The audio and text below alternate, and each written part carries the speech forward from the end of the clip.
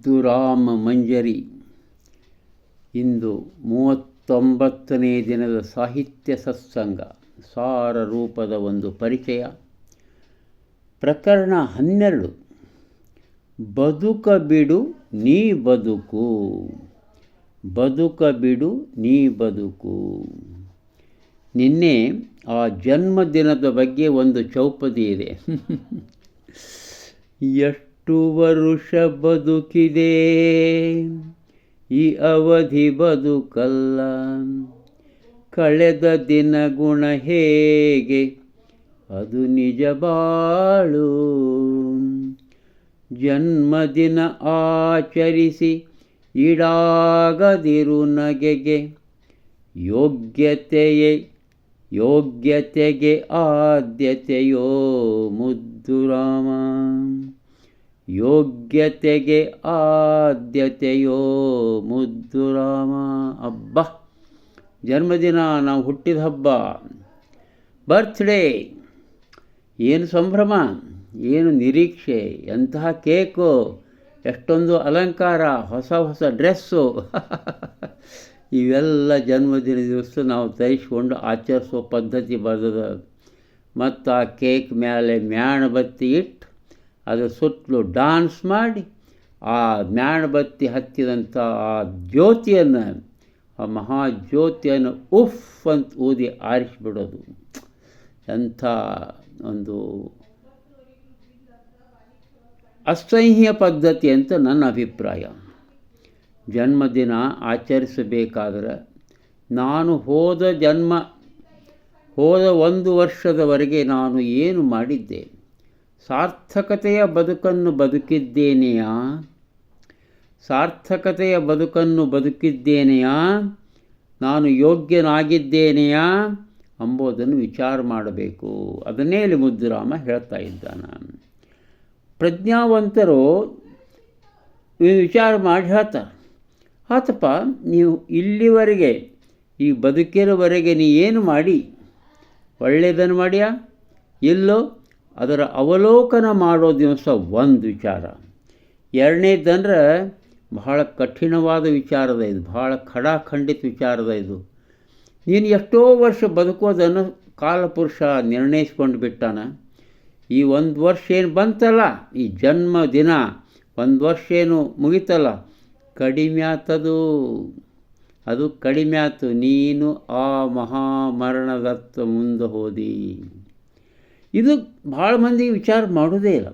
ತಪ್ಪು ತಿಳ್ಕೊಬೇಡಿ. ನಮ್ಮವು ಹೇಳ್ತಾ ಇದ್ರು ಏನು ಅಂದ್ರೆ, ಈ ತಿಥಿ ಪ್ರಕಾರಕ್ಕೆ, ಈ ತಿಥಿ ಈ ದಿವಸ ನೀನು ಹುಟ್ಟಿ ಈಗ ಬಂದದೆ, ಇವತ್ತದೆ, ಸ್ನಾನ ಮಾಡು, ದೇವ್ರಿಗೆ ನಮಸ್ಕಾರ ಮಾಡು, ಹೋಗ್ಬಿಡು, ಫಿನಿಶ್ಡ್. ಇದು ನಿನ್ನ ಜನ್ಮದಿನ. ಈಗಂತದ್ರಿ, ಇದಕ್ಕೆ ಭಾಳ ಹುಷಾರಿಂದ ವಿಚಾರ ಮಾಡಿ ಆಚರಿಸ್ರಿ. ಮುಂದಿನ ಮುಕ್ತಕವನ್ನು ನಾವು ನೋಡೋಣ. ಒಂದು ಅಪರೂಪವಾದಂಥ ಒಂದು ಮುಕ್ತಕ, ಪುರಾಣ ಪುರುಷ, ಆ ಮಹಾನ್ ವ್ಯಕ್ತಿಗಳ ಒಂದು ನೆನಪನ್ನು ಇಲ್ಲಿ ಮಾಡಿಕೊಡ್ತಾರೆ. ಅಂದರೆ ಅನುಭವಿಸಬೇಕು, ಬಂದುದನ್ನು ಅನುಭವಿಸು ಮುದ್ದುರಾಮ. ದುಷ್ಯಂತ ಮರೆತುದಕ್ಕೆ ಕಣ್ವ ಕುವರಿಗೆ ಕಷ್ಟ, ತಂದಿತ ತಿನೋವುಗಳ ಧರ್ಮಜನ ಜೋಜೋ.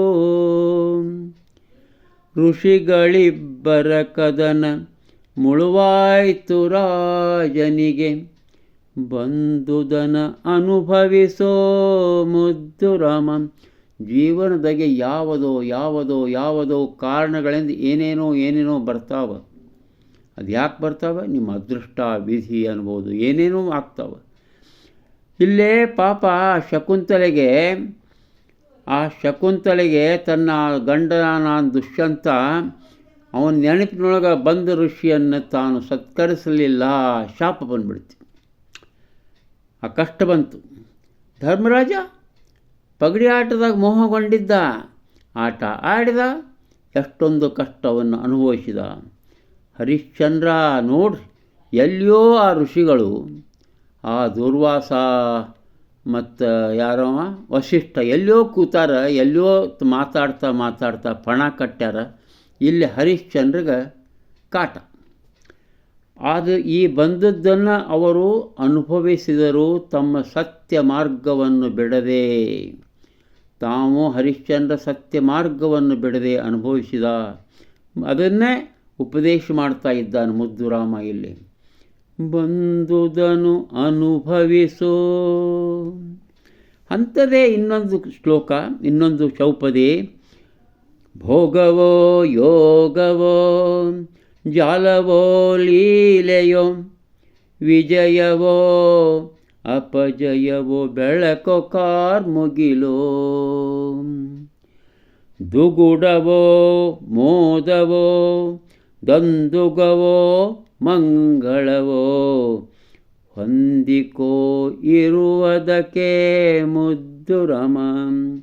ಏನೇನು ಬರ್ತಾವೆ ಜೀವನದಲ್ಲಿ, ಏನೇನೋ ಆಗ್ತಿರ್ತಾವೆ, ಅವೆಲ್ಲವುಗಳ ಜೋಡಿ ಹೊಂದಾಣಿಕೆಯನ್ನು ನೀನು ಮಾಡಿಕೊಳ್ಳಬೇಕು. ಹೊಂದಾಣಿಕೆಯನ್ನು ಮಾಡಿಕೊಳ್ಳಲೇಬೇಕು ಅಂಥೇಳಿ ಇಲ್ಲಿ ಅದ್ಭುತವಾದಂಥ ಒಂದು ಇದೆ. ಇದು ನಿಜವಾಗಲೂ ಹೆಂಗಂತಂದ್ರೆ ಇರುವುದಕ್ಕೆ ಅಂದರೆ ನಾವು ಈಗ ಏನದಲ್ಲ ಅದಕ್ಕೂ ಹೊಂದ್ಕೋಬೇಕು. ಅದಕ್ಕೆ ನಮ್ಮ ಈಗ ಪ್ರಶಸ್ತ ಒಬ್ಬ ಫಿಲಾಸಫರ್ ಇದ್ದಾನೆ, ಕೆನಡಾ ದೇಶದಲ್ಲಿ ವಾಸವಾಗಿರುವಂಥ ಎಕಾರ್ಟ್ ಟೊಲೆ. ಆತ ಪವರ್ ಆಫ್ ನೌ ಕೋಟಿ ಜನರು ಓದಿದಂಥ ಪುಸ್ತಕ. ಅವ್ರದ್ದು ಇನ್ನೊಂದು ಸ್ಟಿಲ್ನೆಸ್ ಸ್ಪೀಕ್ಸ್ ಅಂಥೇಳಿ ಒಂದು ಅದ್ಭುತವಾದ ಪುಸ್ತಕ. ನಾನು ಸ್ಟಿಲ್ನೆಸ್ ಸ್ಪೀಕ್ಸ್ ಅನುವಾದ ಮಾಡಿದ್ದೆ, ಪ್ರಶಾಂತತೆಯ ವಚನ ಸಿರಿ ಅಂಥೇಳಿ. ಈಗ ಇರುವುದಕ್ಕೆ ಹೊಂದಿಕೋ. What is power of now? ಆ ನೌ ಅನ್ನೋ ಶಬ್ದ ಭಾಳ ಮಹತ್ವದ. ಆ ಪವರ್ ಆಫ್ ನೌ ಅನ್ನು ನೀವು ಹೊಂದಿಕೊಳ್ಬೇಕು. ಇದೇ ಅದ್ಭುತ ಉಪದೇಶ ಇಲ್ಲಿ ಮುದ್ದರಾಮನೂ ಸಹ ಮಾಡಿದ್ದಾನೆ. ಆನಂತರ ಈ ಜಗತ್ತಿನೊಳಗೆ ಏನದ, ನಂದು ಅನ್ನೋದು ಏನದ ಇಲ್ಲಿ ಅಂತ ಕೇಳ್ತಾನೆ ಮುದ್ದುರಾಮನ್. ನಿಂದು ನಂದು ಅನ್ನೋದು ಏನದ? ಎಲ್ಲ ಏನದ? ಅದು ಎಂಜಲು. ಗಾಬರಾಗಬೇಡ್ರಿ, ಎಂಜಲು. ಅದಕ್ಕೆ ಉದಾಹರಣೆ ಕೊಡ್ತಾರೆ ಇಲ್ಲಿ, ಅತ್ಯಂತ ವಾಸ್ತವಿಕವಾದ ಜ್ವಲಂತ ಉದಾಹರಣೆಗಳನ್ನು ಕೊಡ್ತಾರೆ ಶಿವಪ್ಪನವರು ಮುದ್ದುರಾಮನ ಈ ಚೌಪದಿಯಲ್ಲಿ.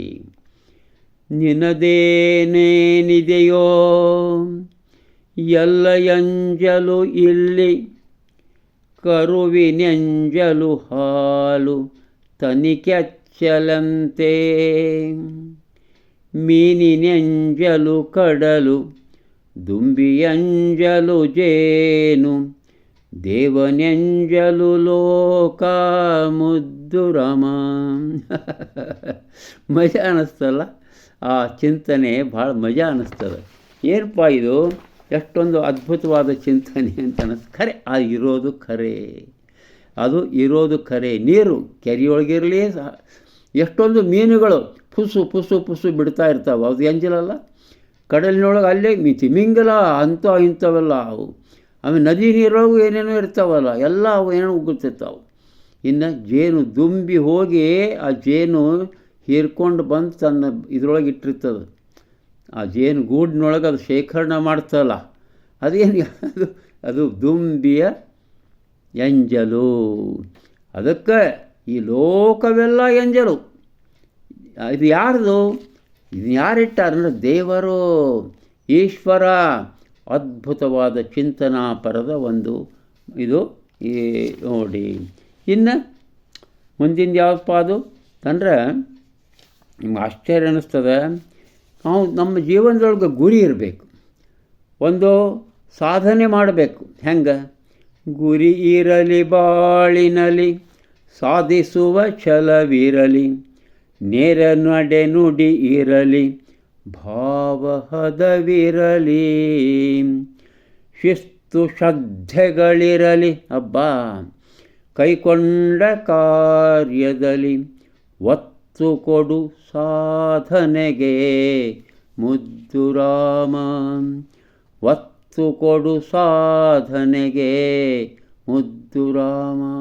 ಅದ್ಭುತವಾದಂಥ ಒಂದು ಚೌಪದಿ. ನಾಳೆ ಮತ್ತೆ ಮುಂದುವರಿಯುತ್ತೆ. ನಮಸ್ಕಾರ.